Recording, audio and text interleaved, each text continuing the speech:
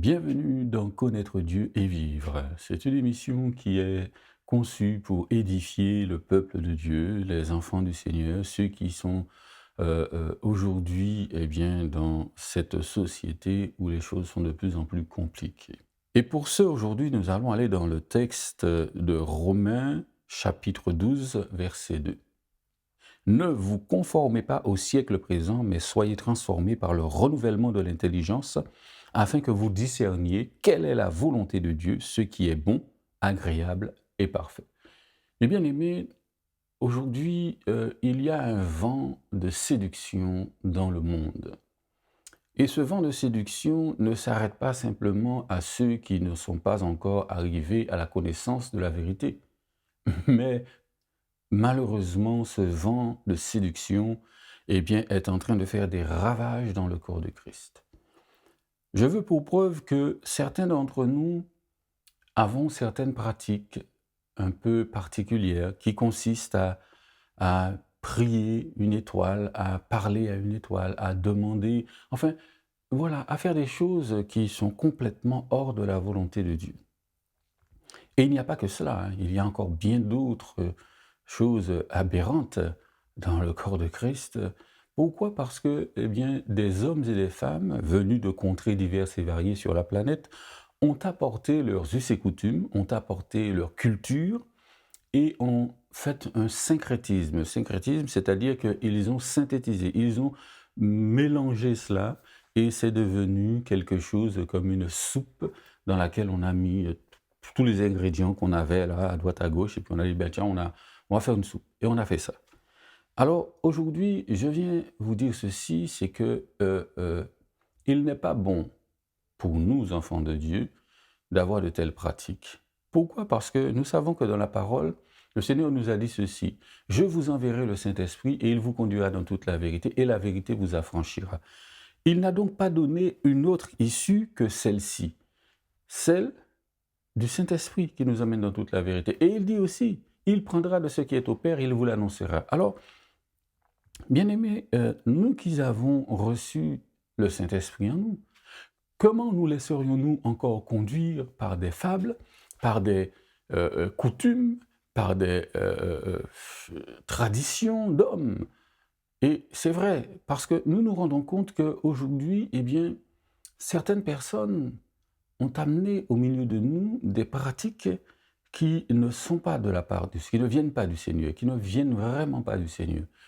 Et vous, mes bien-aimés, qui êtes entrés dans ces pratiques, parce que c'est vrai, on vous a montré, on vous a dit ci, on vous a dit ça, on vous a convaincu par, voilà, par une parole qu'on a prononcée, on a dit ci, on a dit ça. Ok, d'accord, vous avez été convaincus, mais avez-vous réfléchi?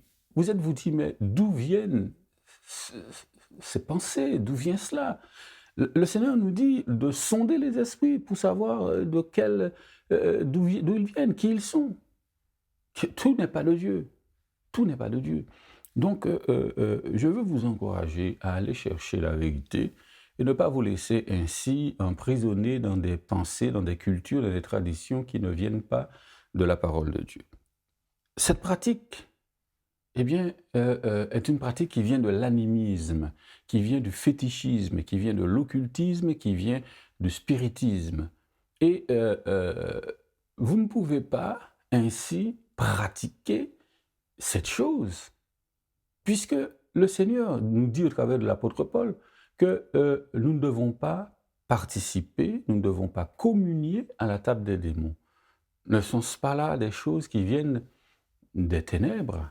Comment donc pourrions-nous encore pratiquer ces choses avec une telle facilité, sans nous dire, mais est-ce que ces choses viennent du Seigneur?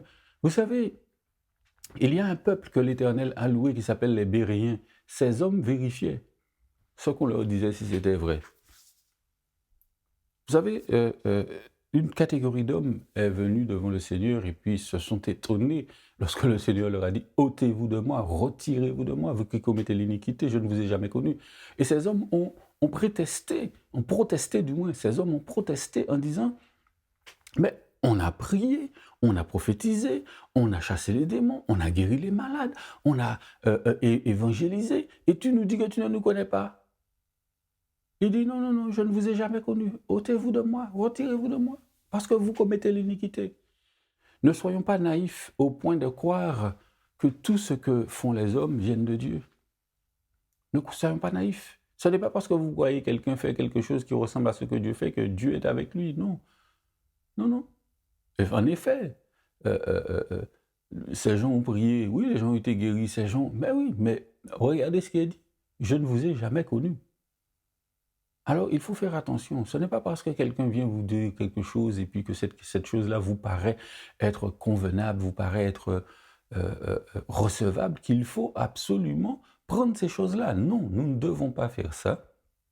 Nous ne devons pas nous laisser conduire par de telles pensées.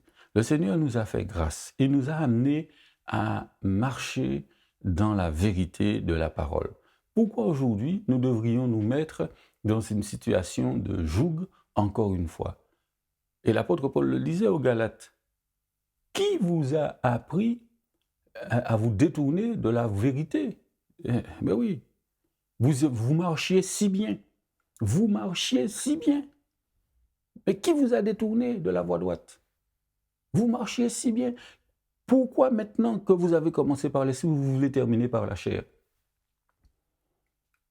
Alors, mes bien-aimés, je veux encourager ceux qui tiennent bon malgré toutes ces tentatives de séduction, et je veux reprendre sévèrement ceux qui se sont laissés ainsi conduire dans la désobéissance à revenir à la parole de Dieu, à revenir à la sainteté, à revenir à la consécration, à ne pas se laisser ainsi berner par des fables, par de belles paroles qui, somme toute, sur le plan humain, semblent être recevables. Seulement, à quel prix? Au prix du salut de votre âme. Parce que si vous venez à mourir là dans ce genre de situation, sachez que vous entendez dire « je ne vous ai jamais connu ». Retirez-vous de moi, vous qui commettez l'iniquité. C'est ce que vous allez entendre. Je ne veux pas vous bercer d'illusions. Le Seigneur ne m'a pas appelé pour vous bercer d'illusions, mais pour vous dire la vérité. Vous dire la vérité et vous dire que celui qui pêche est du diable. Et que s'il est du diable, eh bien, il ira comme le diable dans un lieu de tourment. Alors, ici, ce n'est pas une question de faire peur. Je ne suis pas là pour vous faire peur. Ce n'est pas mon but. Au contraire, mon but, c'est de vous faire prendre conscience de la gravité de la chose, de vous faire prendre conscience qu'on ne peut pas mélanger le sacré et le profane, le saint du vil. On ne peut pas faire ces choses-là. Les ténèbres et la lumière, on ne peut pas faire ça, c'est pas possible. Si nous connaissions vraiment le Seigneur, à ce moment-là, qu'est-ce qu'on aurait fait? On aurait fait les choses selon ce qui est écrit. Et on ne se serait pas laissé séduire. Jésus dit, mes brebis connaissent ma voix. Elles n'iront pas vers la voix d'un étranger. Cela démontre que vous ne connaissez pas la voix du Seigneur. Vous qui vous laissez berner par ces choses, vous qui vous laissez prendre par ces choses. Mais comprenez que on ne peut pas servir de maître, ce n'est pas possible. Jésus disait aux pharisiens, vous avez pour père le diable. Pourquoi? Parce qu'il est menteur depuis le commencement. Pourquoi? Parce que les pharisiens mentaient. Et vous voulez faire sa volonté. Pourquoi? Parce qu'il voulait tuer Jésus. Et c'est ce qu'il faut comprendre. On ne peut pas prétendre être fils de Dieu et puis en même temps avoir les pratiques qui viennent de l'occultisme, qui viennent du spiritisme, qui viennent de l'animisme, qui viennent du fétichisme. Mais non, on ne peut pas prétendre être de Dieu et puis faire ces choses-là.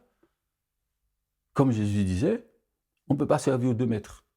On va aimer un et haïr l'autre. Et moi, je vous encourage, mes bien-aimés, à revenir à la parole de Dieu, à vous recentrer, vous recadrer, revenir à ce que Dieu a dit. Parce que sans quoi nous allons nous mettre dans une situation de défaut vis-à-vis de Dieu. Et lorsque le jour viendra où soit nous quittons la terre en passant par la mort, soit que le Seigneur revienne, ce sera pour notre honte. Ce sera pour notre honte. Et franchement, ces hommes et ces femmes qui vous troublent dans votre marche avec le Seigneur, je prie Dieu pour qu'eux-mêmes aussi puissent être éclairés et reçoivent la vérité dans leur cœur et qu'ils changent de voie. Changent de voie. Il est malheureux de voir que, eh bien, on mélange tout. Et tout n'est pas mélangeable. Tout n'est pas mélangeable. On ne peut pas mélanger l'eau et l'huile. Ça ne fonctionne pas. Que l'eau elle se mélange avec l'huile dans un moteur de voiture, vous allez voir les conséquences gravissimes que cela va avoir sur ce moteur.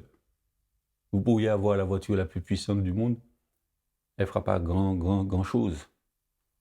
Donc ne mélangeons pas. Ne mélangeons pas les choses du Seigneur avec celles de l'ennemi, avec celles de la chair. À une époque du temps de Néhémie, il s'est passé une chose. Eh bien, cette chose, c'est que Néhémie a constaté que le pays était en ruine.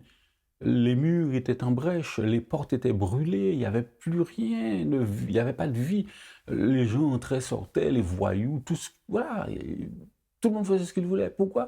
Parce que tout avait été abandonné. Et à la fin du récit de Néhémie, nous constatons que Néhémie fait quelque chose, c'est qu'il rassemble tout le peuple, et puis il annonce la parole, il leur lit la parole, et ils sont touchés dans leur cœur parce qu'ils se rendent compte qu'ils ont fait des alliances qu'ils n'auraient jamais dû faire. Le Seigneur leur avait dit, n'allez pas vers les femmes étrangères, ne prenez pas les filles étrangères, ne donnez pas vos fils à des femmes étrangères non plus. Eh bien, qu'est-ce qui s'est passé? Il y a eu ce genre d'alliance qui s'est produite, et les femmes israélites se sont mariées à des hommes d'autres contrées, et puis des hommes israélites se sont mariés aussi à des femmes d'autres contrées. Et qu'est-ce qui s'est passé?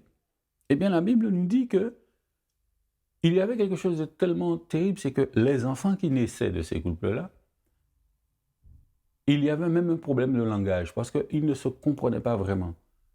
Mais oui, on ne peut pas mélanger les choses de Dieu. Celui qui est du monde ne peut pas comprendre celui qui est dans le Seigneur. Celui qui est dans le Seigneur eh bien, n'a pas du tout la même vision, la même pensée, et on ne peut pas mélanger ces choses. Et oui. Donc, c'est allé tellement loin que l'ennemi d'Israël, Sambala, avait une chambre dans la maison de Dieu. Et il est dit que les ustensiles consacrés de l'Éternel avaient été mis dehors, et puis on avait mis des meubles de ce Sambala dans la chambre. Donc vous vous rendez compte que c'est grave, parce que là, on met au dehors ce que Dieu a donné comme sacré, et puis on met ce que l'on veut dedans. Et en mettant ces choses, bien-aimés, qu'est-ce qu'on fait? On amène la malédiction. Et c'est ce qui s'est passé, la malédiction est venue sur ce lieu-là. Vous avez vu dans quel état était la ville.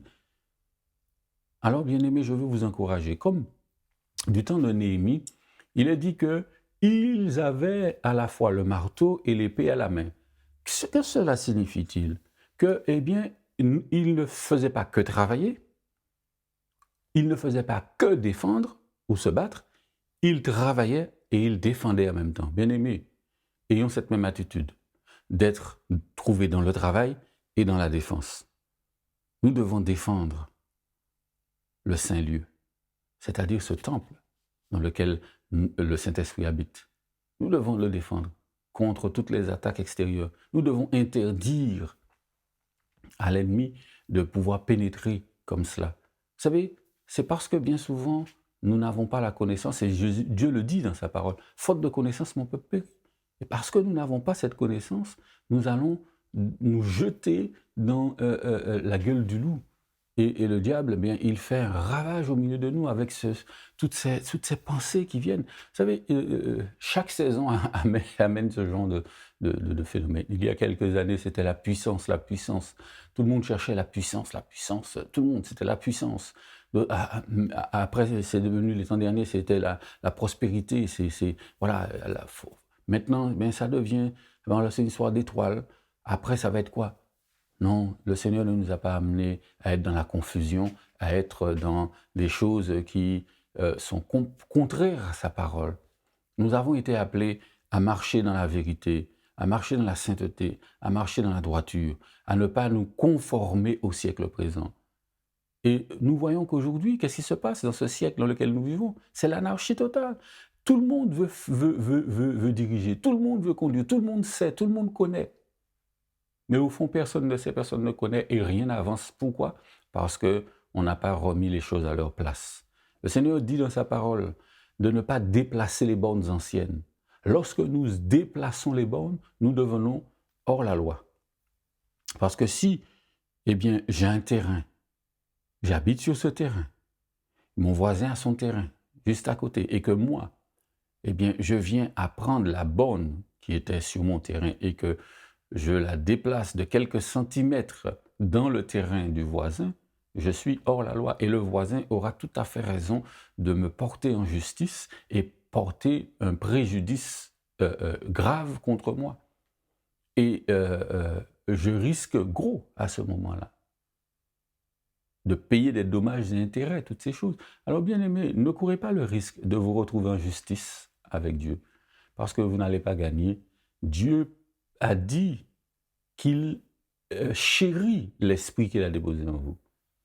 Alors ne soyons pas de ceux qui ne reconnaissent pas ce qui est vrai de ce qui est faux. L'esprit de vérité en nous doit nous conduire à connaître ce qui est vrai et ce qui est faux. Nous devons véritablement faire attention, faire comme les Béréens.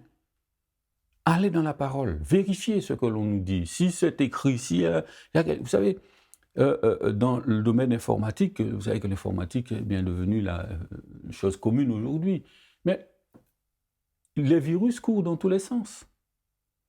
Mais pour s'assurer du bon fonctionnement de votre appareil, vous devez mettre un antivirus qui, lui, va passer en revue tout ce qui est à l'intérieur et tout ce qui entre de l'extérieur. Et ainsi, il va faire une comparaison avec une base de données et il va dire, ah, ça c'est OK, ça c'est pas OK, ça c'est OK, ah ben ça j'ai un doute là-dessus, on met ça de côté et puis on va mettre en quarantaine, on va voir, est-ce que ça donne? Eh bien, bien aimé, c'est ce que nous devons faire. Nous devons passer au scanner de la parole. Tout ce que l'on nous dit. Ce n'est pas parce que je viens vous dire ces choses-là. Il faut aller vérifier. Il faut aller vérifier, mes bien-aimés. Il faut aller vérifier dans la parole. Ne vous contentez pas d'écouter ce que les gens vous disent, que ce soit...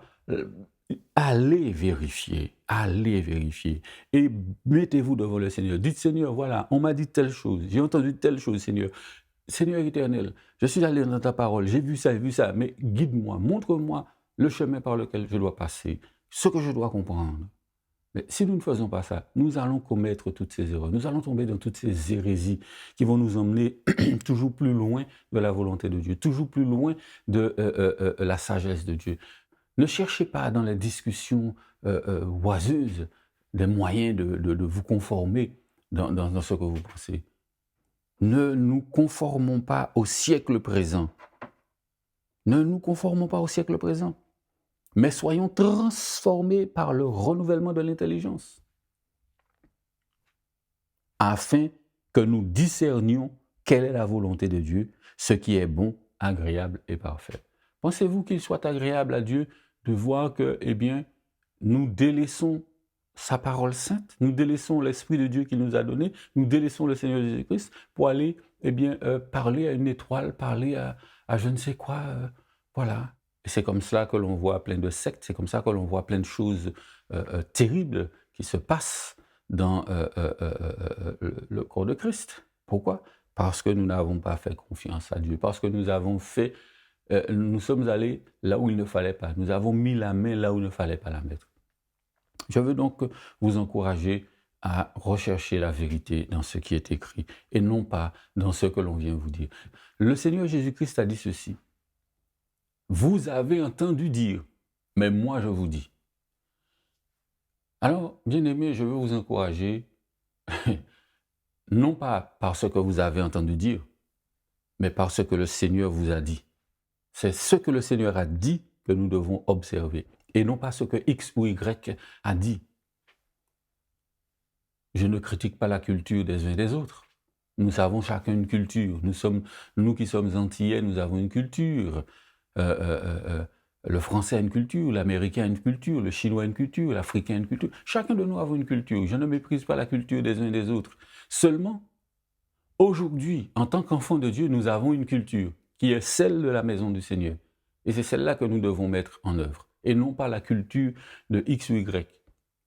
Parce que la culture des hommes, la culture traditionnelle, n'est pas compatible avec la volonté de Dieu, n'est pas compatible avec la culture de Dieu. Et c'est pour ça que Jésus disait, mais vous avez privilégié votre tradition, la tradition des hommes, la tradition de vos pères, plutôt que la parole de Dieu. Alors ne nous laissons pas ainsi emmener dans ce genre de choses. Je vous le dis, mes bien-aimés, celui qui fait de telles choses, il va se retrouver face à un juge qui s'appelle Dieu, à un moment ou un autre de sa vie. Si ce n'est pas dans ce siècle-là, ce sera dans le siècle futur. Et je veux vous dire ceci, mes bien-aimés.